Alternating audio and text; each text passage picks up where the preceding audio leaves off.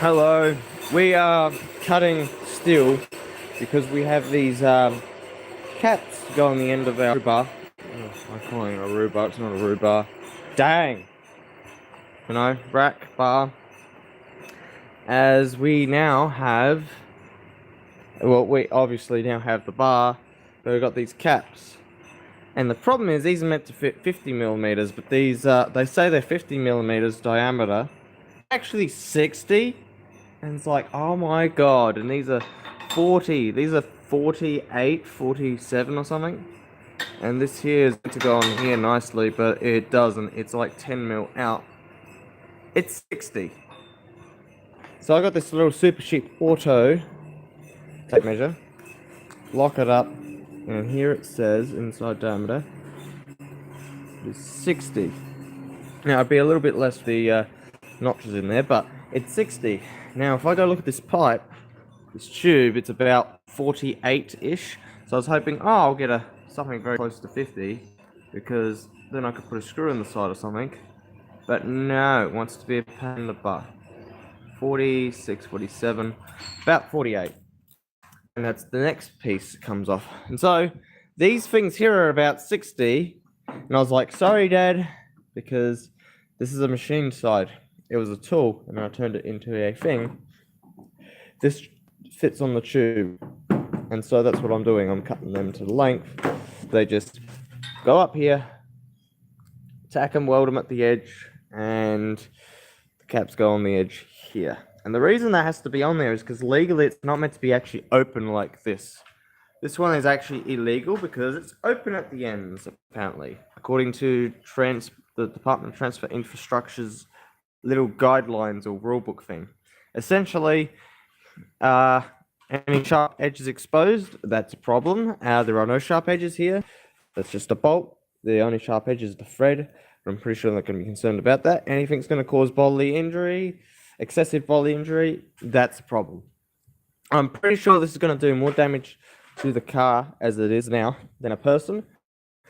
Because the rhubarb, if you hit anyone with a car, it's going to do a lot of damage. That's steel, so it's going to do a lot of damage. And then aluminium's going to do damage.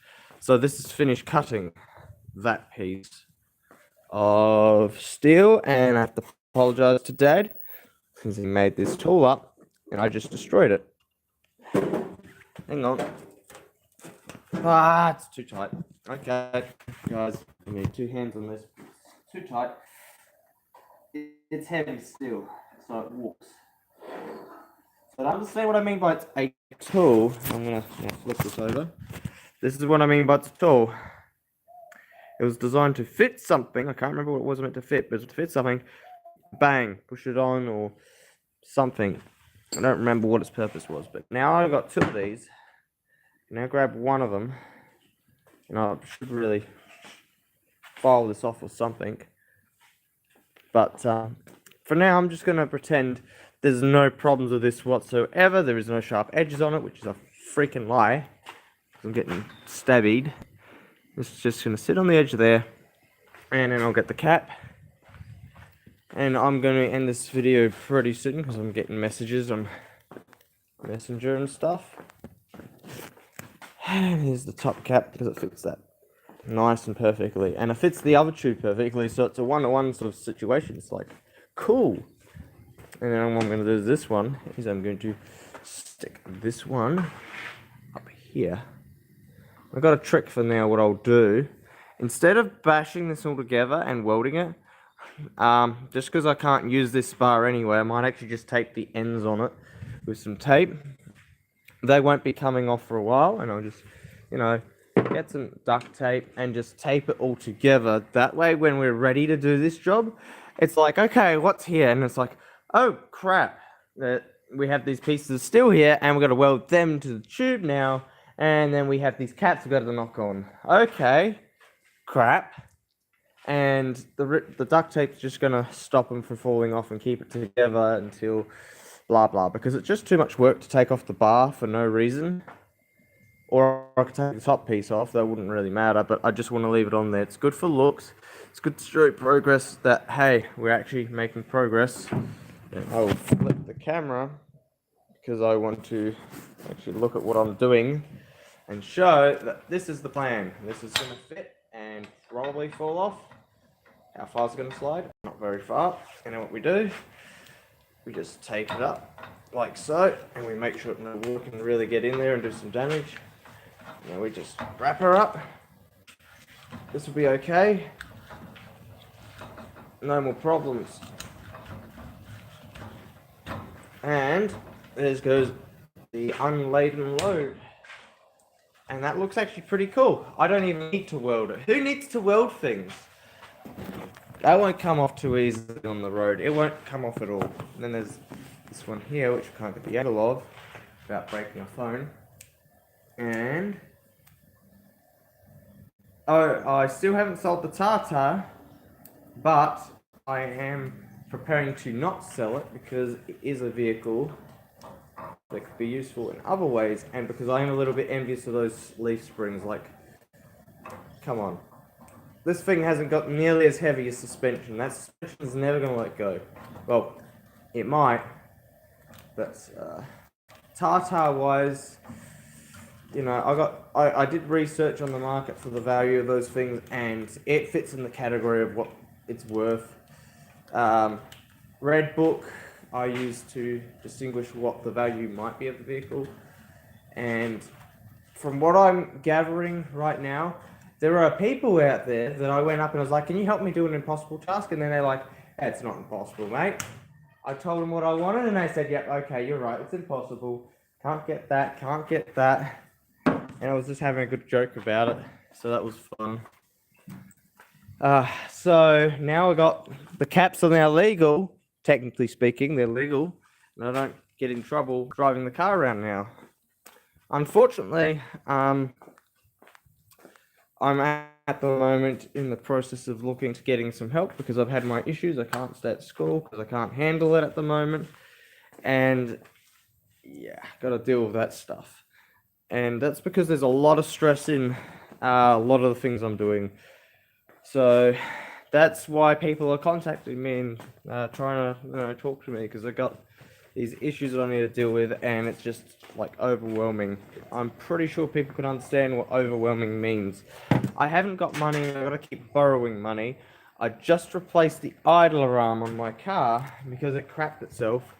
I haven't sold the Tartar, but everyone's been, you know, assholes, obviously, to try and buy it off me, and that's why I've been like, nah, I'm not budging or nothing. No one's even bothered to come out. So it's like, I'm leaving the price up there until someone actually wants to come and have a look at it. Someone's serious, because they want to pick on me. You know, I think if you're a serious buyer, you're going to come and have a look at it anyway. And if you're not a serious buyer, you're just going to keep running your mouth until you get it super duper cheap, because you don't see the value in, you're like, all you see is a car that's probably broken down. It's not worth nothing. You could come out and then you could cold start it. So here's the idler arm, and I had to replace that because I was having issues and I didn't realize it was a problem until I put that rim there on the car, and I did the live stream on Facebook and I put it on there. I actually broke one of the nuts. I can't even afford a nut for the car. I want to get all new nuts now because these are all crap. And also, if I do get new nuts, I will get new rims, because why not? But the thing is, this car's value is crap. It actually is worth something, at least. This car is worth $1,900 or more. The starting sale price is something like $1,900 to $4,500. I've spent over $5,000 on this, and it drives well, it does everything well. I've got only one problem with it, and I'm getting really peeved off about it. And because I'm putting racks on the car, I'm going to say that increases the value, because this thing has pretty damn good engine in it. But the problem with the engine is it still wants to be a little asshole and keep blowing out air even after putting a new head gasket on. And it's like, how the hell do you stop that? You can't put no sealants in the coolant to fix the problem. You can't replace the head gasket and make it last. $33 was the head gasket replacement. You can't replace the bolts and fix it that way. The only thing left that could be the problem is the turbo, but I doubt it's the turbo, but it could be. A guy I was talking to said he reckons it could be the turbo and that's why the water overheats and stuff. But I didn't have problems for a couple of weeks, and I drove this for a whole solid week, no problems.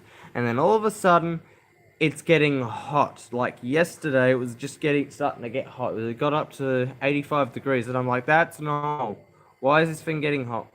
Then I was thinking about maybe the clutch and fan, because the fan is cracked to buggery, and I don't know how good that clutch is. All I know is I'd replace that stuff. That's $170 there. I've only got enough for fuel money. My next pay is like Monday next week, and it's shit. For 6 days of work, I'm getting about $800, less than that even. That's how shit the pay is for me, and that's why it's like, is it worth it? $35 a day now. Is it worth it to drive this thing around and do this stuff? Well, the honest truth is no, but yes, at the same time, when I go full time, I'm gonna get a laptop, and when there's no work, I'm gonna work in the car with a laptop. But the racks are gonna increase how much more work I can get, increase my income hopefully, and hopefully I'll do better that way. Other than that, I'm looking at getting a truck, but no secondhand stuff anymore. It's going to be, this is the only secondhand car I'm going to have, unless it's a project car like the Fairlane, which it doesn't need to drive constantly 24/7 sort of scenario. It's something that's not important. Anyway, better go. Thanks for watching. Hopefully there's something cool in this video you liked. If you want racks like this, well, there's multiple options. And by the way, these are special racks. These were custom designed to fit the car in a certain manner, but then the structure was built for them separate from the structure. So the idea was, there's a piece of angle line, got the holes in it perfectly. Well, they were perfect, and then the welding all pulled it apart, and then it had to be machined again. We got the angle line here, we got the square tube here for reinforcement between them to hold them separate apart with the weight and load. Then we got this tube that comes out and around and goes straight up. And that is so then we don't have to cut holes into the ball bar here, or, you know, have any compromisation here that's going to cause us some issues. So we've got the tubes coming out like that, bent up, and then here there is the holster, which is this piece here. Then we have another holster here. Then we have the bolts going in. Now, I am the guy who drilled the holes. Those holes were drilled crooked to buggery, and I'm trying to show you how crooked they are, but they work at least. So I drilled and I was trying to aim straight through like this, or something like this. They were up like that, and I hated that. I did it to both sides the exact same way. So that's on an angle, a horrible angle. Anyway, thanks guys for watching, and see you later.